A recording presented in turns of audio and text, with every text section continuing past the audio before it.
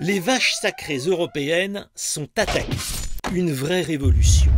On va rogner les cornes des deux politiques historiques majeures de l'Union. D'abord, la politique de cohésion. C'est comme aider une région bulgare à devenir aussi riche que la Bavière. Du coup, ça s'avère onéreux. On amputerait de 7%. Ensuite, pâture sacrée de nos charolaises, la PAC, la fameuse politique agricole commune. Le coup de rabot serait de 5%. Dans les campagnes françaises, ça passera plutôt mal. Si nos vaches sacrées filent ainsi à l'abattoir, il y a deux raisons. Premièrement, comme toujours, c'est la faute au roast beef. Et là en plus c'est vrai, le départ des Anglais, c'est 10% de budget en moins. Deuxièmement, l'Europe est confrontée à de nouveaux enjeux qu'il faut financer. Défense, migration, frontières, mais aussi la recherche ou le numérique. On charge toujours plus le bateau européen, mais sans lui donner de moyens. La faute aux États, qui tiennent les cordons de la bourse et s'avèrent aussi pingres que des maquignons auvergnats. Du coup, la Commission et le Parlement européen préconisent de nouvelles rentrées. Adieu les vaches, bonjour le beurre. On évoque des taxes sur les sacs plastiques, sur les géants du net et surtout la fameuse taxe carbone. Là-dessus, tout le monde semble d'accord, mais pour le reste, chacun défend son beefsteak et massacre allègrement le projet de la Commission. Les pays de l'Est sont furieux qu'on touche à la cohésion, les Français qu'on touche à la PAC, les pays riches veulent plus payer, les Scandinaves veulent développer du numérique, etc., etc.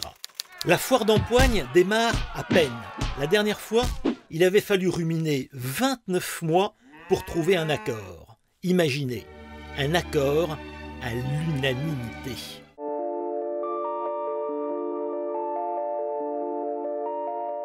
Nous sommes aujourd'hui à la croisée des chemins. Mais on ne peut plus continuer cette hypocrisie consistant de la part de nos grands dirigeants, d'un côté à accroître sans cesse les responsabilités confiées à l'Union européenne, parce qu'en effet, face aux grands défis contemporains, pour être efficace, il faut agir uni au niveau européen, et en face, la modestie des moyens budgétaires qui sont mis à la disposition de ces responsabilités. L'Europe est une espèce de géant politique et de nain budgétaire qui prétend financer une politique mondiale avec des pourboires.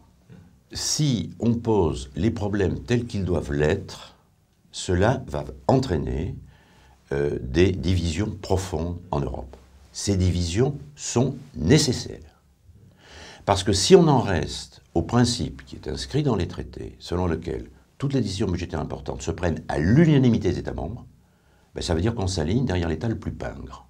Il faut que le président Macron, il faut qu'Angela Merkel tape du poing sur la table et dise, écoutez, de deux choses l'une, ou bien nous voulons vraiment une Europe qui fonctionne et qui nous aide à faire face aux défis d'aujourd'hui, sécurité intérieure, migration, sécurité extérieure, numérique, etc., réchauffement climatique, mais à ce moment-là, nous avons besoin de beaucoup plus d'argent, ou bien nous voulons rester à l'Europe telle qu'elle est aujourd'hui, telle qu'elle fonctionne mal, et à ce moment-là, ne nous plaignons pas du fait que l'Europe ne nous sert à rien.